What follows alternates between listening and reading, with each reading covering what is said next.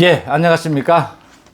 오늘 정치권의 화두는 이준석 대표와 윤석열 후보가 처음으로 공개적으로 정면 충돌한 것입니다. 이준석과 윤석열의 정면 충돌, 그 출발은 이준석이었습니다. 이준석이 어제, 그러니까 최근에 윤석열의 정치 행보를 두고 과거 안철수와 같은 미숙함을 보이고 있다. 윤석열이 여의도 정치와 거리를 두고 있는데 이것이 성과를 내지 못하고 있다. 윤석열이 광화문 쪽에 사무실을 내고 여의도, 그러니까 기존의 정치권 인사를 캠프에 영입하는 것은 좀 주저를 하면서 거리를 두고 있다. 이것이 별로 성과를 내지 못하고 있다. 이렇게 지적한 데 대해서 윤석열이 어제 공개적으로 맞받았습니다. 여의도 정치가 따로 있고 국민의 정치가 따로 있느냐? 여의도 정치, 국민의 정치 분리할 것이 무엇이 있느냐? 윤석열과 이준석이 공개적으로 충돌을 했습니다. 그러자 오늘 국민의힘에서 친윤계 의원으로 꼽히죠. 대표적으로 정진석과 권성동 의원이 오늘 당 대표실까지 찾아가서 항의를 했습니다. 지난 1년이 넘게 정권 교체의 희망을 가져온 것이 윤석열 현상, 윤석열 후보였다. 지난 서울과 부산시장 보궐선거에서의 야권의 승리, 야당의 승리도 윤석열 현상에 힘입은 바가 많다, 크다.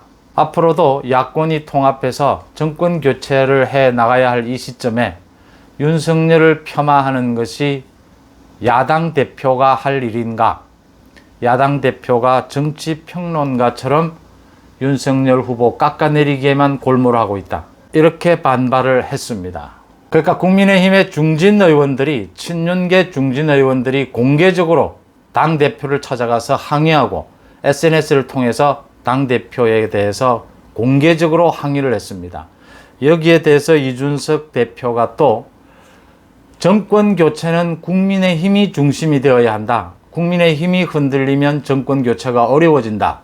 자신의 갈 길을 가겠다라고 고집을 피웠습니다. 이준석과 윤석열의 정면 충돌. 이번에는 무조건 이준석이 100% 잘못했습니다. 어제도 제가 유튜브에서 말씀을 드렸지만 이준석 대표가 최근 들어서 윤석열 후보에 대해서 얘기하는 것은 선을 넘었습니다. 윤석열 후보에 대해서 여권의 공격에 대해서 적절히 엄호해 주거나 또 이준석이가 적절하게 견제하는 것 정도는 용인할 수 있습니다. 그러나 최근에 들어와서 이준석의 윤석열 비판은 선을 넘었습니다. 최근 들어와서 이준석이 보이고 있는 윤석열에 대한 언행은 잘못된 것입니다. 100%. 아무런 도움이 되지 않습니다. 정권 교체, 야권 통합을 통한 정권 교체라는 관점에서 지금 이준석이 하고 있는 것들은 100% 이익이 없는 것입니다. 그러니까 지금 야권이 대통합해서 정권 교체를 해야 한다라고 하는 데 있어서 가장 중요한 두 요인이 있습니다. 하나는 윤석열 현상이고 하나는 이준석 효과입니다. 윤석열 현상은 지난 1년이 넘게 윤석열이 문재인 정권과 정면으로 맞서면서 국민들이 윤석열에게 기대가 모아지고 정권 교체에 희망을 가질 수 있었다라는 점에서 윤석열 현상의 의미는 큽니다. 또 이준석 효과. 지난 국민의힘의 전당대회에서 이준석이 보여준 그 경쟁력, 그러니까 20대, 30대 젊은 층의 지지를 이끌어내고 또 전 국민의 정치의 변화, 이 개혁을 원하는 전 국민의 그 바람을 이준석으로 모을 수 있었다. 그래서 많은 기대감이 모이게 되고 실제 국민의힘의 지지율도 크게 오르는 이런 효과를 가져왔다. 모든 정치의 이슈에 대해서 이준석이 좀 색다른 눈으로 본다. 20대, 30대의 눈으로 본다. 이런 점에서 이 이준석 효과, 그래서 윤석열 현상과 이준석 효과가 만나게 되면, 잘 콜라보를 이루게 되면 정권 교체의 희망은 더 커질 것이다. 그런 점에서 이준석이 다소 미숙하고 다소 실수를 하더라도 가급적이면 이준석에 대한 비판은 자해가 될 수 있다는 점에서 이준석에 대한 비판의 수위는 낮춰왔습니다. 또 이준석에 대한 많은 의문이 있습니다. 이준석이 정치평론가처럼 행동을 한다. 또 이준석 뒤에는 유승민이 있는 게 아니냐, 김종인이 있는 게 아니냐, 그런 우려가 있음에도 불구하고 이준석이 김종인에게 정치를 배워서 김종인이 지금 시키는 대로, 김종인이 과거 가르쳐준 대로 지금 당을 이끌어가는 점이 분명히 있습니다. 또 이준석 자신도 숨기지 않습니다. 뭐 유승민이 잘 됐으면 좋겠다. 그러나 내가 직접적으로 도울 수 있는 방법은 없다. 이준석 뒤에 김종인과 유승민이 있다 하더라도 그동안 이준석에 대한 비판의 수위는 낮춰왔던 것은 이 이준석 효과를 잘 활용해야 하고, 또 국민의힘의 경선 열차가 출발을 하게 되면 당대표가 할 일은 거의 없어집니다. 당대표의 무게감은 없어지게 됩니다. 내년에 있을 지방선거 공천권도 갖고 있는 게 아무것도 없습니다. 당대표가 당에 관한 크고 작은 일에 대해서 90% 이상 결정권을 갖고 있을 정도로 굉장히 막강한 권한을 갖고 있다 하더라도 공천권이 없는 대선 전국에서의 이 당대표, 마음만 먹는다면 이 당대표를 흔들고 허수아비로 만드는 것은 어렵지 않습니다. 그럼에도 불구하고 그래서는 안 된다. 지금 이 대선 전국에서 이준석 효과도 필요하다. 그 다음 곧 당대표의 역할은 없어진다. 또 한 가지는 김종인, 유승민이 뒤에 있긴 하지만 이준석이 공개적으로 대놓고 유승민을 지지할 수는 없다. 만약 그런 일이 발생한다면 어느 누구도 이준석을 용서하지 않을 테니까요. 그 다음 그 대상이 유승민이라는 점입니다. 유승민의 정치적 파괴력, 순발력은 이미 검증이 됐습니다. 유승민이 아닌, 이건 제가 예를 드는 겁니다. 만약에 홍준표 후보라면 이준석이 밀고 있는, 마음속으로나마 밀고 있는 후보가 홍준표 후보라면 얘기는 다릅니다. 홍준표가 갖고 있는 정치적 파괴력, 순발력은 이미 모두가 알고 있는 것 아닙니까? 그건 위험할 수 있습니다. 그러나 유승민 정도를 마음속으로 지지하는 것 정도는 크게 문제될 것이 없다. 이런 판단에서 이런 여러 가지를 종합해서 이준석에 대한 공격, 비판은 자제해 왔던 겁니다. 근데 최근 들어서 이준석이 뭐 속값이 어떻느니 이야기하는 부분도 비판을 많이 받았는데, 윤석열에 대해서 비빔밥의 당근이라든지 안철수와 같은 미숙함을 보인다라고 하든지 윤석열의 지지율이 흔들리는 모습을 보이자 위험하다라고 하는 말을 합니다. 야권의 당대표가, 야권의 유력한 가장 압도적인 지지율을 보이고 있는 후보에 대해서 위험하다라고 하는 여권의 막말을 일삼는 저는 정청래 의원이 한 말인가 의심스러울 정도로 이런 막말을 늘어놓습니다. 이건 수위를 넘었다. 이건 도저히 그냥 넘어갈 수 없는 문제다 라고 판단을 했고, 최근 들어서 그런 생각들이 커지고 있습니다. 그래서 제가 어제 유튜브에서도 이준석이 잘못됐다. 윤석열에 대해서 그 입을 함부로 놀리지 마라. 앞으로 이준석은 윤석열 후보에 대해서, 특히 야권의 통합, 야권의 후보들, 당 외부에 있는 후보들을 영입하는 문제, 손을 연대하는 부분에 대해서는 이준석은 손을 떼야 한다. 이준석은 그것을 말할 경륜도, 말할 수 있는 정치적 기술도, 정무적 감각도 없다. 이준석이 자신이 잘하는 여권을 공격하고, 지금 여당이 하는 짓들이 하나둘씩 드러나고 있지 않습니까? 김경수의 드루킹 여론 조작, 문재인 대통령의 책임입니다. 그 사건이 3년을 끌다가 이제 드러났습니다. 문재인 정권이 어떻게 부정선거를 할 수 있는지 하나둘 대법원에서 가려지고 있습니다. 또 있습니다. 송철호 울산시장 선거 사건입니다. 정권이 나서서 울산시장 선거를 왜곡한 것입니다. 부정선거를 한 것입니다. 1년을 질질 끌다가 재판이 이제 시작이 됐습니다. 문재인 대통령이 그 기소장에 35번이 거론이 됩니다. 청와대 비서진 10명이 넘게 기소가 됐습니다. 문재인 정권이 선거에서 어떤 부정선거를 해왔는지가 하나둘씩 드러나고 있습니다. 이준석은 이런 부분에 대해서 공격하고 비판하고, 그래서 대선 전국에서 다시는 그런 부정선거가 개입하지 못하도록 견제하는 그런 일들을 이준석이 해야 합니다. 거듭 말씀을 드리지만 이준석 효과 좀 많이 희석이 되긴 했지만, 지금 뭐 국민의힘의 지지율 40%까지 올라갔던 국민의힘의 지지율도 상당 부분 떨어졌습니다.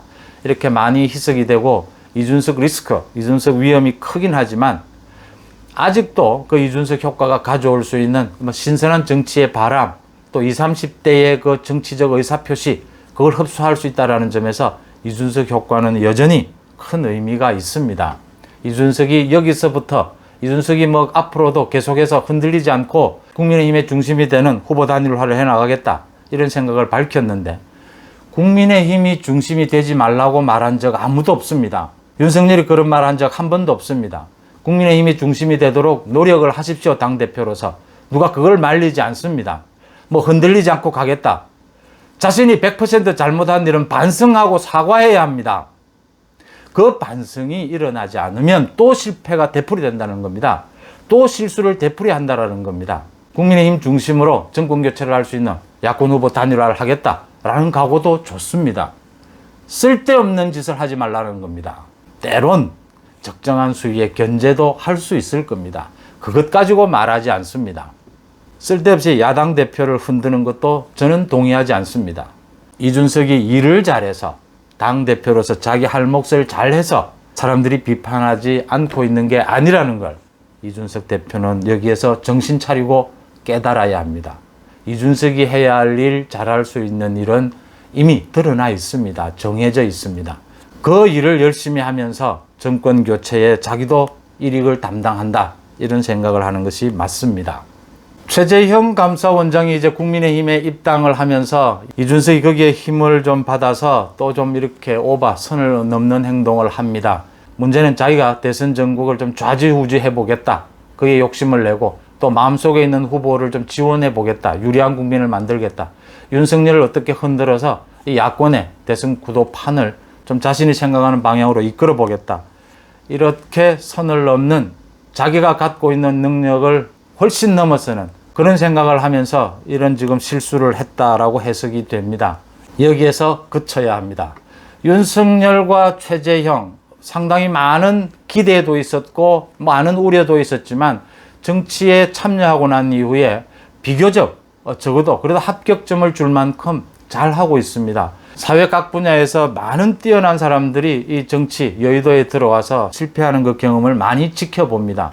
그만큼 굉장히 어려운 문제다. 정치가 정말 전문직이다. 메시지 관리나 또 만나는 사람, 자신이 누구와 정치를 하겠다라는 걸 보여주는 국민들에게 그런 점에서 좀 아쉽고 이렇게 했으면 더 좋겠다. 그런 부분도 분명히 있습니다. 그렇지만 전체적으로 봐서 저 정도라면 합격점 정도는 된다. 잘하고 있다.